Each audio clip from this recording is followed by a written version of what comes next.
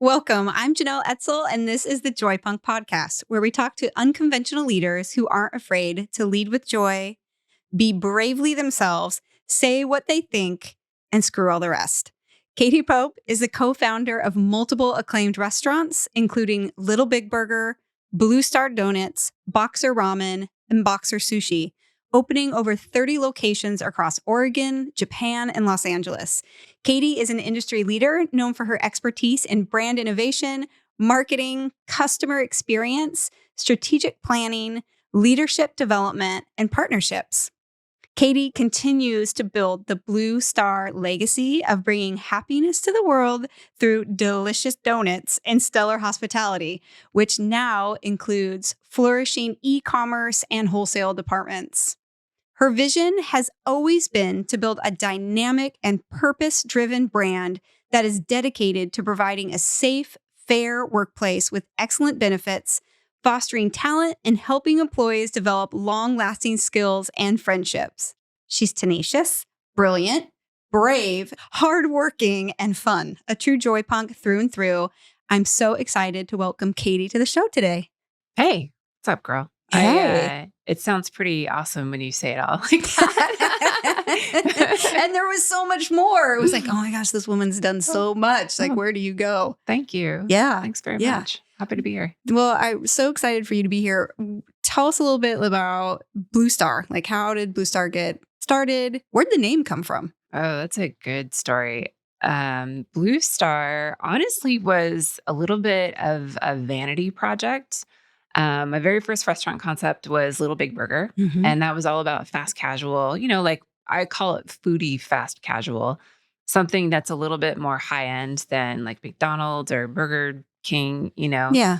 but Those still truffle affordable. Yeah, and a cool environment. And so that had a lot of success with Little Big Burger, and then was able to go travel in Europe, take a break and go travel in Europe. And it was my first time visiting France. And it was just blown away by the quality of the bread and the pastries and just the care and the respect for it. And, in the States, we grow up with like a loaf of bread you buy at the grocery store. It's got a week-long shelf life and it's not super high quality. And that's not how it is in France. Lots of brioche, lots of just, amazing family recipes and patisseries and bakeries. And so my business partner at the time, we kind of fell in love with the French brioche. And we're thinking about there hasn't really been anything done with donuts in a long time. This is way back in 2012. Hats off to Voodoo. They totally did the novelty donut. And, that was kind of the next thing from mom and pop shops, but there wasn't anything else. And so we thought, what if we make gourmet donuts? Nobody's really done that before. Like, what if we make our raised yeast dough from brioche? And brioche is like if a loaf of bread swallowed a stick of butter, right? Yeah. That sounds delicious. It is. It's amazing. But nobody had done that before. So we have to make and invent this brioche recipe. What if we, the Pacific Northwest, we have all this great bounty and local farmers. What if we use our local produce and make our own fillings and glazes? And what if we add some spices and liqueurs and make them more adult flavors, adult takes on traditional donut flavors? And so kind of the whole original point concept behind Blue Star was to be an affordable luxury. Anybody with $5 in their pocket could come into a beautiful, clean environment, be treated with kindness and respect and good hospitality, and get a really well-made pastry. That was sort of the intent behind Blue Star. That makes a lot of sense because when you walk in, it is a bit European in that it does feel elevated. It feels like this product is important, even the way that it's displayed. It's like that craft meets creativity, but it's also playful. Yes, thank you. Yeah. Thank you. Yeah. Yeah, the flavors and it's donuts. It's fun. I feel really fortunate to have a business that the whole point is to put more happiness into the world, is to provide a moment that hopefully when people take a bite, time slows down. And you're just thinking like, oh my gosh, what is this flavor in my mouth? This is amazing. And time kind of stops and your attention is just focused on the present, on this moment. Take a break from politics, take a break from, everything else going out in the world, and just have this little brief moment, a little safety haven of enjoying something and remembering what happiness tastes like. I love that. Where does the name come from? Blue Star. So I am a huge fan of naming things what they are. Like if you drive by someplace and it says Verdant, you're like, what do you do? Is it a plant store? Is it massage? Are you a paint? I don't Yeah. know what that means. Yeah. So with Little Big Burger, they were little big burgers. They were gourmet sliders that were made really tall, thick. Little Big Burger. It's pretty obvious from the name, Yeah. what it is. And with Blue Star, we wanted something that sounded gourmet, award-winning, first prize, blue ribbon, gold star, Blue Star. Yeah. And it just has a good ring to it. It really kind of evokes that gourmet, first place prize winning donut, Blue Star Doughnuts. Yeah. And I it love sounds American. Yeah. W I know the Blue Star story has had some major ups and downs, and you were on like a rocket ship up for a while, and then no one could have predicted the pandemic, Yeah. which it is amazing that you're still here in front of me. I'm amazed too. Honestly, it feels like just by the grace of luck, and I don't know. We're still having a hard time recovering, but Yeah. it's been How a did you wild ride. manage to pivot? Like, what did you learn from that period? Oh gosh, how much time do we have?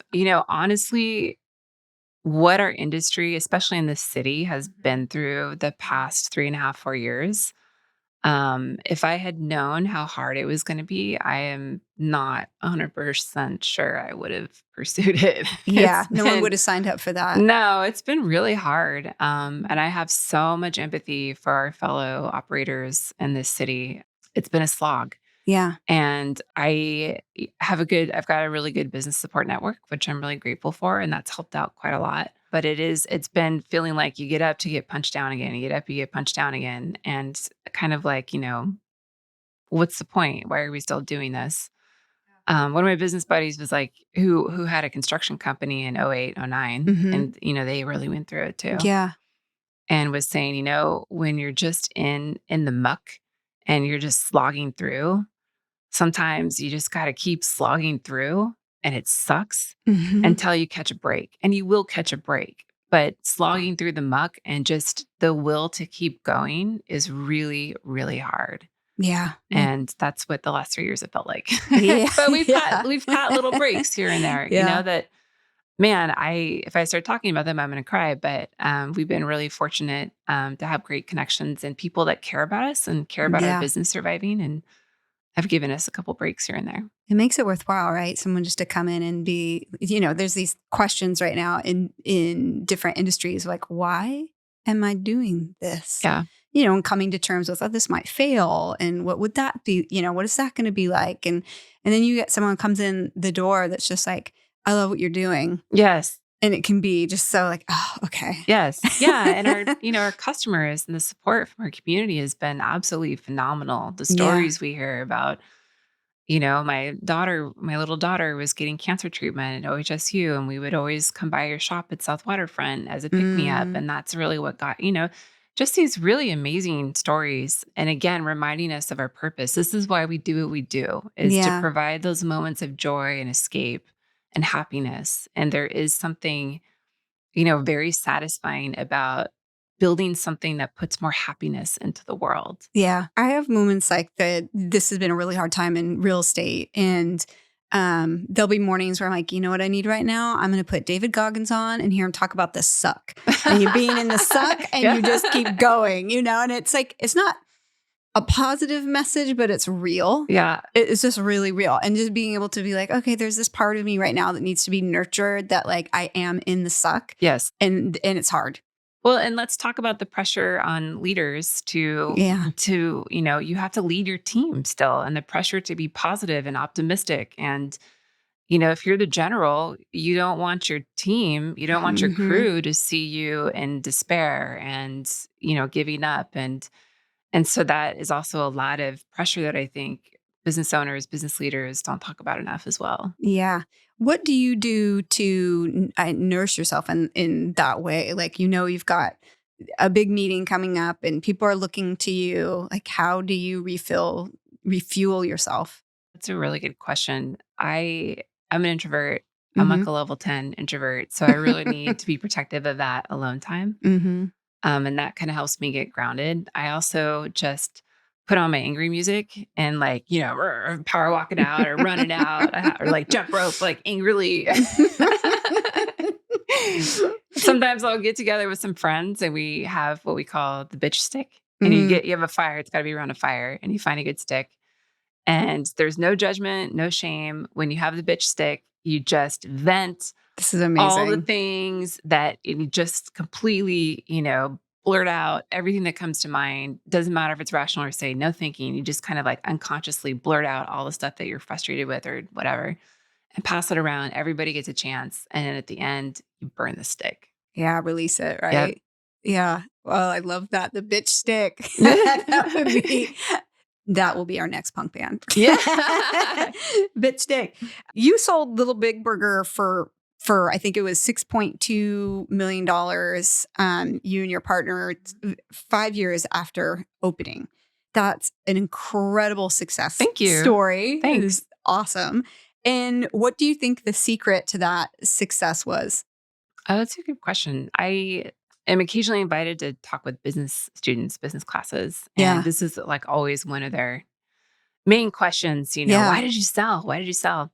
I have always had a personal goal to build and sell a business. I wanted that experience. Yeah.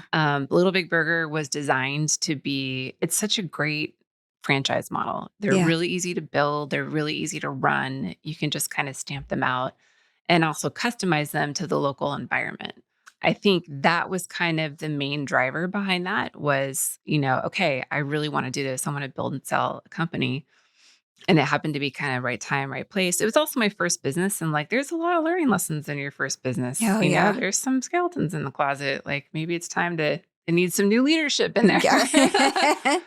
And then selling a business, that's a crazy experience. I mean, just all the work that it takes to actually close a transaction like that. It's another full-time job.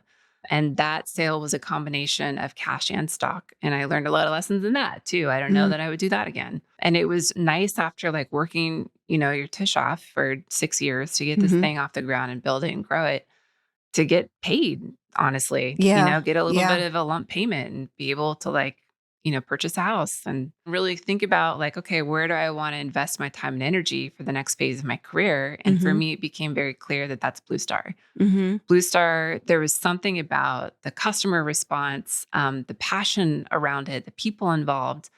And I thought, I want to protect that and I want to grow it right. I don't want to just grow to grow. I think there's potential for this company to be a legacy company, which is something that's around for generations. Like an Intel or a Nike or Oregon Growers, something like that. But that also means like being very thoughtful and deliberate about how the company grows. And investing in the people and investing in the systems and taking your time with it. So I sold my interest in all my other companies when I sold Little Big Burger. So I exited out of Boxer Ramen and everything else at that time. And so you just could really focus. Exactly. Yeah.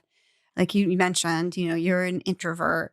You're very intentional, like knowing you over nearly, I think, 10 years now. Like I've watched you be so thoughtful and use science and like data in a way that very few other entrepreneurs that I know do.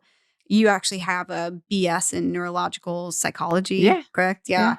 And I just see your science brain working all the time. How do you see this in playing a role in the business that you've created, and how has this been an advantage to you? It's interesting you say that. I don't know that I always think of it as an advantage. I feel very much like an industry outsider because I'm not a chef. I'm not a cook. And frankly, I still struggle with a lot of imposter syndrome. I love and appreciate food so much. And I have so much appreciation for cooks and chefs and all the work they do. I like business. I ended up being pretty good at the business side of things. And I like having a small growing business. I think that there's so many unique opportunities for people to wear different hats and to learn different skill sets and to grow up through the company. 90% of our leadership team is cultivated internal talent, which is something I'm really proud awesome. of. Yeah. But I think I have a different approach to thinking about things. Like, for example, post-pandemic, our business model requires scale to be profitable, right? I mean, the restaurant industry has very, very thin margins. And in Yeah. order to have the nice things like better pay and health insurance and investing more in our employees, we need to have that scale to operate profitably. And we lost a bunch of locations in the pandemic and have since been trying to find new leases, where we know that we're going to get that volume. And Portland has changed. I mean, Yeah. it's pretty obvious that, just the whole patterns of the city and the density in the neighborhoods is shifting. Yeah. Nobody really knows what it's turning into yet. You know what I mean? Like the dust Yeah. hasn't quite Yeah, settled, I and definitely operators know. are talking about this a lot. Yeah. So on one hand, we desperately need these new leases and volume, but on the other hand, how do you know that the foot traffic is actually going to be there? Yeah. So over the past couple of years, some good leases have come up that in the past would have been no-brainers. The Pearl Yeah. District, Northwest 23rd, Cedar Hill. And so what we did was use geodata, cell phone data, and geofence around the blocks around that area to see if the traffic is back, because we know that our main hours of operation are morning time for the most part. And so looking to see, are the foot traffic numbers here comparable to 2019 levels? And what we're seeing is that they're not. They're Yeah. still at maybe like 60, 55% in some areas. And I'm really grateful that we were able to use that data to make decisions, because otherwise I would have signed these leases and been stuck in a not great spot. Yeah. So we've been able to kind of, wait for a better, more guaranteed foot traffic location. And I heard the leader of Travel Portland, James Jesse, speak about how we have, people are coming to Portland. We've recovered in a lot of ways with tourism, but it's the actual people living here that have not yet returned and embraced Yep.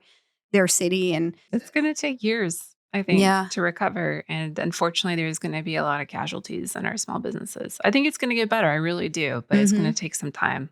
So what are you seeing shifting? Like, what are kind of the new areas? Like, what has surprised you about like where foot traffic was? And I mean, you mentioned some of these areas that it wasn't come back, or it hasn't come back, but We don't know where it is yet. yeah. That's Okay.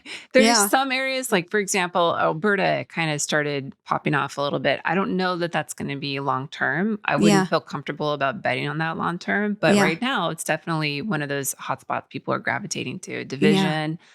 We've seen our traffic go up quite a bit there. Mississippi, unfortunately, has gone down. I think it's going to recover, but it's gone down the last couple of years. South Waterfront is really coming up too. We've Oh, seen that's a big interesting. increase there. Yeah. Yep. And we are a coffee shop in that neighborhood. Yeah. Just added espresso there. So for us, really the only thing that made sense that we felt like was a home run would have been the Portland International Airport. Oh, that's right. And that's Yeah. so exciting. You guys are going to be opening up there. But Yes. for people that don't know, explain how tough it is to actually build out, or get a space there, build it out, afford to do it, because It's crazy. it's crazy. So this particular project, the whole update of the Portland Airport, is, I think, a $2.6 billion construction project, which is the most expensive project in the state of Oregon, in the history of Oregon. And the last one, the one they overtook, was Intel, when they revamped the Intel campus. So this is like the biggest, most expensive infrastructure overhaul that our state has ever seen. But yeah, it's really exciting. And we've operated at the airport before. We had a brick and mortar spot there that was pre-security in the concessions area. So we know how to operate there. We know what the foot traffic is like.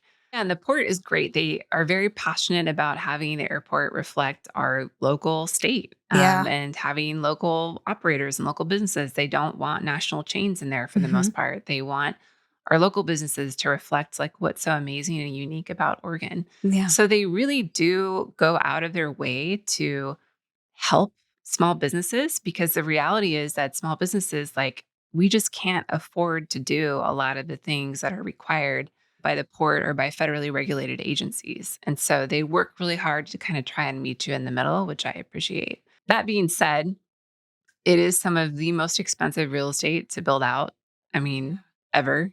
Yeah. And they're not able to give a lot of tenant improvement allowance, but it's worth it. I mean, you see the Yeah. numbers, I know the numbers, you'll make it back really quickly. It's just a question of like, how do you shore up that funding to build this out in the meantime? And then, there's a lot of extra hoops to go through with the build out. It's not just, loosey goosey construction kind of stuff. No. No, they need to know, they need like the cut sheets on every screw, on every washer, on every, piece of filament and like everything down to and yeah, it's very, very For detailed. just for like a way for folks who've never built out a commercial space, like some point of reference of like you were going to go on, Main Street, Alberta, compared to which is like a commercial district, regular commercial district, and a hip area compared to the airport. How many more times expensive is it to be able to build out in the airport? I would say, in my experience, like your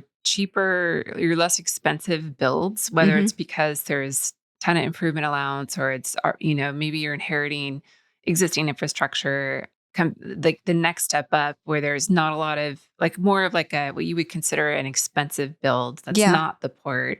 That's probably 100% increase right there. But going from that expensive build to the port is 800% Yeah. increase. Yeah. So eight times It's what it would be. eye-watering, like, you're crying looking at it like, "Oh my god, are you kidding?" Yeah. Yeah.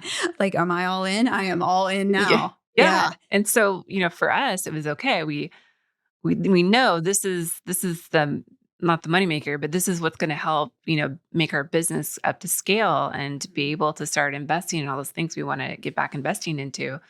But now we have kind of a cart before the horse problem where it's going to cost a lot of money to build this out. We're broke because we just Yeah. Yeah. survived the pandemic, Yeah. And so how are we going to find the money to build this out? So then we can be very profitable. How'd you find the money? Can you talk about that? Because it Well, had to be hard. I went on the road show to try raise. I don't know if you've tried to raise debt before. No. So trying to raise debt, and this was in 23. I don't know if we're all familiar about the interest rates Oh, and yeah. how that was. Yep. So, we knocked on, I chased down every business financial contact I had, my CFO, like we were hitting the pavement. We had a deck. We, chased down every lead, every SBA loan, Oh, my gosh. everything. And it was just doors shut in your face over and over and over again. So then it was pivot to equity.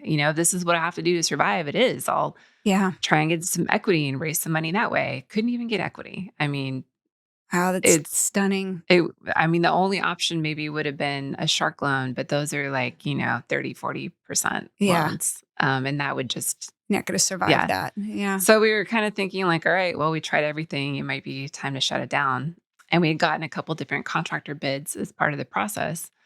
And I sat down with our preferred contractor and was like, look, man, you weren't the cheapest build, but I think that you will get the job done right. And we really want to work with you all, but cards on the table, like this is where we're at. I tried really hard to find money and I couldn't.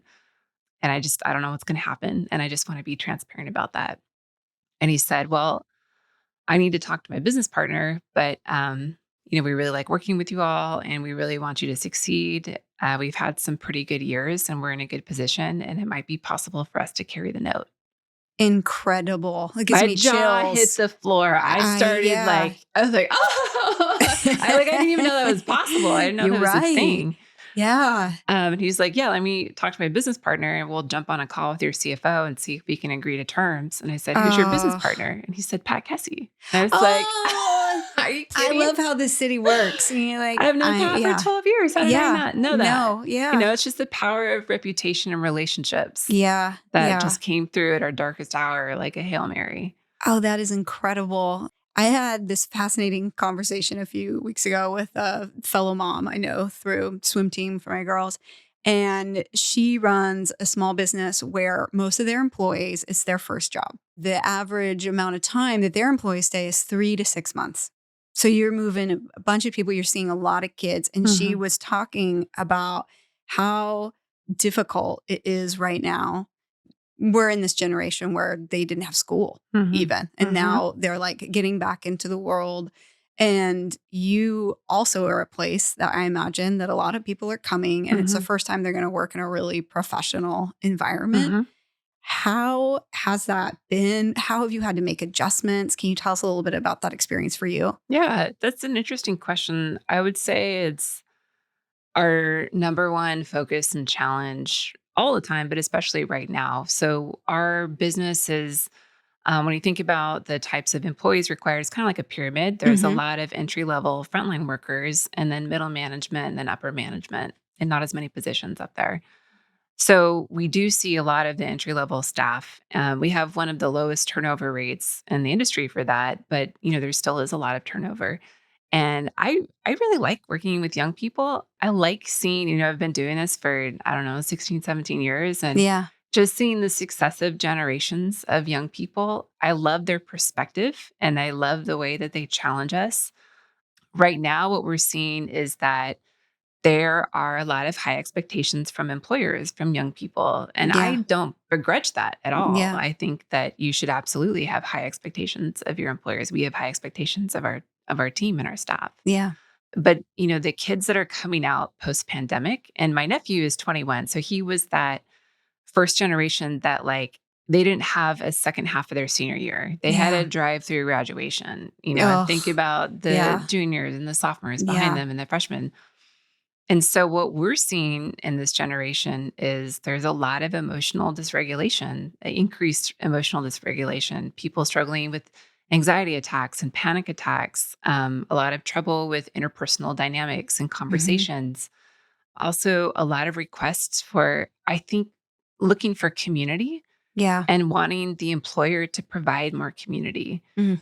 wanting to hang out together more, wanting the employer to provide more opportunities to hang out together, to have more conversations, more face to face time, which is interesting because as an employer, I don't know that that's traditionally the expectation is that we are to provide employment and social support Yeah. in that way. I have found that over the years running a company, and I've thought about this a lot actually, is that we used to have places like church where Mm, we gather, or there was, Elks Lodge, or there were just these social organizations that you would belong to, that you would get that, or you would work through things. And I really felt that during the election when Trump first started getting mhm. elected, and there was like a lot of pressure on me as a leader of a business to have like statements about like Political statements yeah, and, and social statements and yeah. yeah, and it's like, wow, it's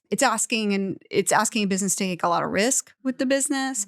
But it's also meeting a need. And I just realized, I think why it really dawned on me is because at that time I was attending Unitarian church, and I was able to sit myself in a pew and have someone acknowledge me, acknowledge some of the pain that I was going through, Mhm, hold hands with some people around me, and mhm, and then realize, wow, I'm the only person I know that actually has this practice. mhm, And so where do we get that anymore? mhm. And how can we do it for our employees but still hold some Professional boundaries? And boundaries, because you yeah. start getting into a slippery slope, right? Yeah. Like, if we're Yeah. providing It's tough. social gatherings, and on one hand, I absolutely want to cultivate that and foster that, but also if they're being held on company property, like, that comes with some, Yeah. legally questionable area and supervision required, and so, yeah, that's an interesting thing that we are learning to navigate, and also being more intentional about meeting people where they are and not where we Hmm. want them to be. Yeah. I would say that the generation we're working with right now, they need a lot more accommodation. They're not maybe able to work as efficiently yet as prior generations. And so Hmm. how do we restructure our business model? How do we restructure our training and, keep all that in mind and still be able to meet the needs of the business? Yeah. It reminds me too a little bit of, in speaking with Emily Powell years ago about Powell's books. Mm. And it's like she runs a business, but she also runs Portland's Umbrella. Yeah. So people are coming in to get out of the rain, and everyone there has to be trained on being a social service worker as well. It's a lot of pressure, and we've pushed a lot of this, I think, to our small businesses, Hmm. which it's like, hey, I'm more, like it's already really tough to afford to be in business, Hmm. to afford healthcare for our employees. And Mhm. now we're frontline to some of this like training and Yeah. basic necessity. And I think there's also a misconception on there's a disconnect a lot of the times because the ground level staff think you're a business, you're making tons of money. You go Yeah. home and roll around on a pile of money, you're just Yeah. wanting to screw me. And I get a little bit frustrated. I think the local narrative feeds into that a lot and cultivates this mentality that businesses are just out, they're all money makers and out to screw you, which is not the reality Most of of them are our small nonprofits businesses at all. Exactly. Yeah. Yeah. And so how do we, try and confront and counteract those perceptions? I know some people do open books. Well, you can do that to a certain extent, but I don't know. There's just But do you understand the complexity? I have open books, and we had a terrible quarter. That quarter we made $7,000. yeah. And I had an employee be like, well, that would be nice. And I was just like, how much money would you need in your bank account to know that your expenses Right. are $2.5 million for the year? Right. Would 7,000 feel like enough? Yeah. Yeah. Because it's just sometimes the transparency, the education, it's just it's hard to navigate. Yeah. So we're trying to introduce a little bit of Finance 101 into Mhm. our orientations and trainings to help people understand this is how our business makes money. Here's, how your role fits into that. Here's a lot of common business experiences like repairs are just an ongoing thing. Equipment breaks down. People break in. We have to repair that stuff. Investing in the business if we want to grow and be able to have nice things, health benefits, all of these things that they cost a lot. Yeah. So we need the company to be And profitable. as much as I'd love to just be like, here you go, here's the books. I guess the analogy would be like, if I showed you the back end code to our website, could you spot the bug? Yeah. Right. If you're not a coder. Yeah. That's a good point. And believe it's 1 in 3 Americans at some point works in the food industry. For some of those folks to wind up with you, what a blessing that they're learning so many skills about, like you said, like even having a little bit of finance skill. It's just going to set these people up for years. And as knowing you, I know how important that's got to be for you. I mean, one of the most important things I've ever done is really focus on HR and give HR a seat at the table. Mm. HR is just so critical to so much of our business operations and bringing that really important balance between the employee perspective and then balancing the business perspective. Yeah. And our current director of HR actually grew up through the company. She started as a counter worker while she was going to school. That's and awesome. Rose to assistant and then manager and now director. So she really does embody that. Like, I know what it's like to be boots on the ground and in your shoes kind of perspective. A lot of times she says things that I don't want to hear. Yeah. But I know usually when I start getting frustrated, I'm like, okay, I know you're right. This is why I'm getting mad. You're doing your role. That healthy tension is so good. I remember having a conversation with you about the way you were parented, and it really stuck with me. At all. Yeah, I know. Like it was one of those things. But we were talking about a kid that was having a hard time, and it had a little bit to do with the folks that they were being influenced by. And that prompted a memory for you you were saying, when I look back at my childhood, I realized that my parents, your mom in particular, was in a way deciding who you were hanging out with and not. Absolutely. She was really like controlling, like in a good way, like what your influences were. Yes, very. And I didn't realize that at the time, but as an adult, I look back and absolutely my parents picked my friends. They were very cognizant of the influences on our teenage years and how that contributes to our development outlook as a young person. My mom was a teacher. She was a vice principal and she had a lot of teacher friends, really, really good people and good parents with good kids.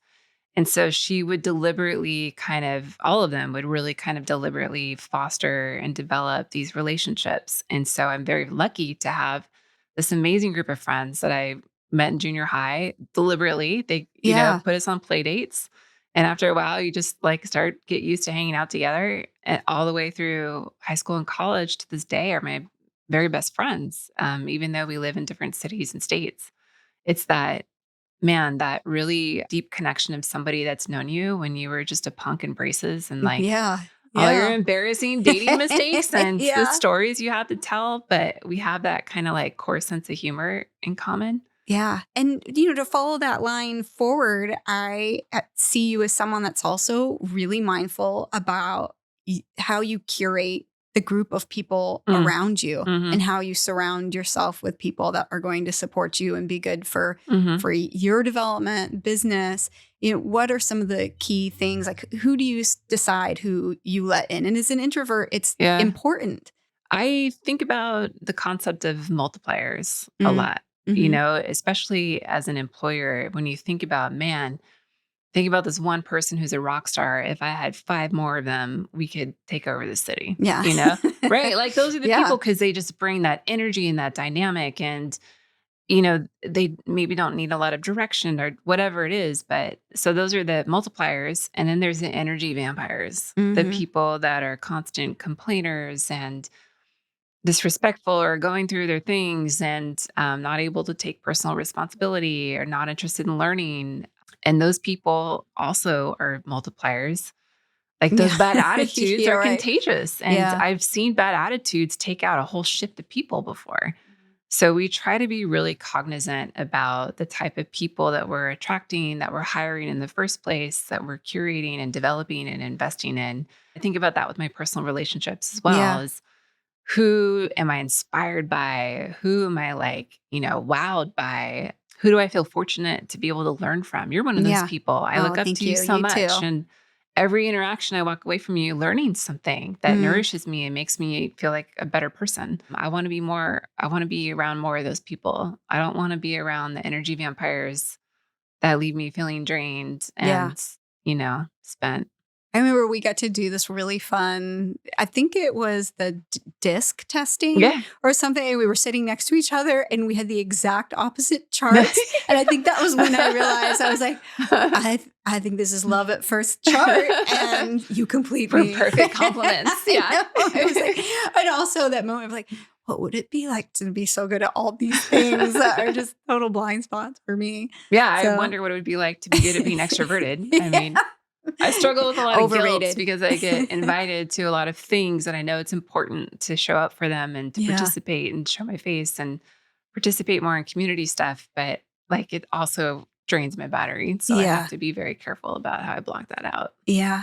And being a female entrepreneur is also this place that there is a spotlight on us, and we're in circles often where we are the only or one of the few. Mm-hmm. And I find that can also feel a bit draining. It's like, okay, it takes something to be here. Now I'm here. And I'm also sometimes dealing with unwanted attention Mm-hmm. of why I'm here. And I've seen you navigate that Mm-hmm. really beautifully and have to draw some boundaries. But I'm wondering if you want to share anything about that or your thinking as you've navigated that. It's interesting. A lot of my leadership team are women, and Mhm. I've been very proud to be able to provide a workplace that really supports women, especially as they go through phases in their life, like marriage or motherhood or nursing, and being able to Yeah. provide a supportive workplace that allows like sometimes maybe you need to bring your kid to work and that's okay. Make Yeah. sure that we have clean, safe areas for nursing to support our staff. We've had a lot of pregnancies on our staff actually. And one thing that we've all learned, and I talk to other female business owners about this too, is I feel like with women in management, there is safe parent syndrome Mm. where sometimes kids, when they're growing up and acting out, they tend to act out on the safe parent. I It am can be so feeling that. Yeah. often women, but it can Yeah. also be men. Yeah. Like whatever parent is the one where the kid is disrespectful and pushing boundaries and they're acting out because they know that that's the safe parent. Yeah. And our female managers, I think, deal with that quite a lot Yeah. from both, girls and boys and in between. It's just kids acting out because they're developing into young adults Mhm. and they're in structured environments. Sometimes for the first time, they're learning responsibility. They're learning, all these new workplace skills and professional skills. And there's still that rebellious attitude that I don't want to do this. I don't like the way you do this, and having to reinforce boundaries and discipline And so I often will get calls from other female business owners or Yeah. managers like, this is what I'm dealing with. Do you have to deal with this? I feel like if I was a man, they wouldn't act this Oh, way. yeah. Yeah. It's true. I don't know what to Yeah. tell you. I think it's very true, at least in our experience. And this is going back, 15, 17 years, is that is very much what we see in the workplace. If you could go back, travel back 15, 16 years, is there anything you would have done differently? One thing you would tell yourself starting this all over again? Okay, so when I very first was starting a business, when we were putting together a Little Big Burger, and a friend recommended a local small business lawyer. And so he sat down with me, was kind of giving me the ins and outs of, like an S corp versus an LLC versus a partnership, all these different things, Mhm. and how to set things up, et cetera, et cetera.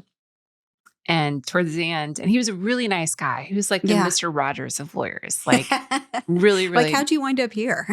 really nice guy. And he said, okay, now I'm going to tell you something. And I want you to know that I really mean this. And his whole demeanor changed. And he goes, when you're a business owner, you need to understand something. Do not ever fuck with the government. They might take a long time to catch up, but they will catch up with you. You need to understand that. And I want that to be crystal clear. And I was like, oh my God. Yeah. Let me write that down. And I really it scared me, and I took that to heart. And I don't think I really appreciated the full extent of its meaning. Mhm. And then as a business owner, especially if you're in a cash intense environment, there's Mhm. a lot of opportunity to just kind of well, we could just pay this person under the table, or we could, pay out tips, or we could, there's all these little opportunities to kind of Mhm. cut corners. And I have been very adamant about never doing any of that. And it sucks. It really sucks to especially just be very ethical and do everything the right way. It's a huge pain in the fanny, especially when you see other places cutting corners and getting immediate rewards for it, right? Yeah. I'm sure you know Yeah. what I'm Oh, talking yeah. about. Oh, yeah. And it just feels like, man, if we weren't so ethical, we could be doing better in this way. But in the long run, it does pay off. Yeah. It really does. Yeah. In terms of, avoiding lawsuits or having the receipts to go back and prove something, or reputation. We have a wonderful reputation built up over the years in this community. And it's because we've always been straight and fair and paid our bills and, that kind of stuff. Yeah, and integrity is one of those things you just have to hold the line because you don't want it to start eroding anywhere else either. Well, this was okay, then this is okay, and then you wind up with a value system that you're like, why am I negotiating this? Yeah. What advice would you give, especially fellow women entrepreneurs? Thick skin, number one. Mhm. Being a woman in a traditionally male dominated industry, as I'm sure you know, Mhm. it's going to come with a lot of insult, Mhm. frankly, Mhm. and a lot of unfairness. And what do you want to do? Which battle do you want to pick? Do you want to Yeah. get your business done, or do you want to stand on a hill and make it? I don't know. Yeah. That's just kind of the way I think about it. I also, I just don't. A lot of people ask me "Oh, where's your social media page? Where this personal brand building, this Yeah. there's so much pressure, I think, to have your personal brand and to be invested in that and da da da. And to me, it's kind of like, have you been to the internet? Do you know what it's Yeah. like out there for a woman? Yeah. It's not pretty. I don't need to be. I mean, do you want me to spend my bandwidth on that, or to building a really good business? I would rather Yeah. spend my bandwidth and energy on focusing on my business. Yeah. I don't need all that. And what advice would you just give to anyone, period, starting a business? I've been surprised, maybe pleasantly surprised, by how much psychology is involved in being a business Yeah. owner. Oh, yeah. All the different people that you're dealing with, not just your staff, but your vendors and the community and the partners. And there's so many different motivations. I think Mhm. very early on in my career, somebody was unhappy, I would throw more money at them. Okay, well, maybe you just want a raise. Yeah, yeah. But that wasn't it. And for me, it was like, well, I don't understand. You're saying you want a raise, but a raise isn't making you happy. And it turns out that that was not the underlying motivation. It was wanting recognition for responsibility, or a change in title, or being able to work in a different department. There are different things that motivate. It sounds so easy, but it really kind of took a while Oh, to sink in for me. it's hard. I think that's my Achilles heel, is that people think like I do, or that they're Yeah. motivated that by the things that I am. I mean, that will be probably my biggest chapter in my life from here on out, is just really getting to know what motivates, learning deep listening, learning to like come without my preconceived ideas. Mhm. Everything I'm thinking is my own story. And I feel like that's one of the biggest challenges of leading an organization. Yeah. So where can people find you? If people have never tried a Blue Star donut before, how do they get a hold of these donuts? Sure. Where do we find you? Where can we learn more? Yeah. So we have our brick and mortar locations. Mhm. Lake Oswego is our newest brick and mortar location, Southwest Waterfront, Division Street, Mississippi Street. And our new flagship is on Jefferson, Southwest Jefferson 17th, right by Lincoln High Oh, School. yeah. And for folks not in Portland, is there a website? Where can folks buy these donuts online? Oh my gosh, yes. So part of our other pandemic pivot was Yeah. developing e-commerce. Woo-hoo! Yeah, oh my gosh, we have been asked for, almost a decade to ship our donuts, and I've been like terrified of compromising the quality, and we just didn't have the extra bandwidth to develop it. So my project manager spent 2 years R&Ding this, like the packaging and the delivery process and the types of donuts, like all of this has gone through. I can't even thank you, all of our donut testers, by the way, across the country. You really helped us so much. And now we do ship donuts nationwide. I'm shocked to see all the different places they go to: Saratoga, Florida, Alaska, Hawaii, Vermont, South Dakota, North Carolina. Like, it just, what? How do people even know? I don't know. They know, but Oh, I love that. I had a visual of like everyone from on there in the back of a dog sled to yes. on the beach, with Blue Star. Yes. And we're really, really proud of the quality that we've been able to attain and to protect the integrity of how good our donuts are when they ship and arrive. And you can find us at our website, bluestardoughnuts.com, DONUTS. Yeah. And our email list, you can sign up and get special discounts and first alerts when new flavors drop and all that kind of stuff as well.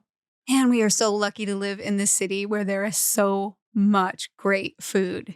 We're so lucky to have you in the city. Thanks for coming today on the show, Katie. I really appreciate you being here. Thank you for having me. It's always nice. It's a treat to be able to see you and spend time with you. You're a multiplier in my life. Thank you very much, Jenelle. Same. Thank you, Jenelle. Well, cheers to that. Cheers to donuts. Cheers.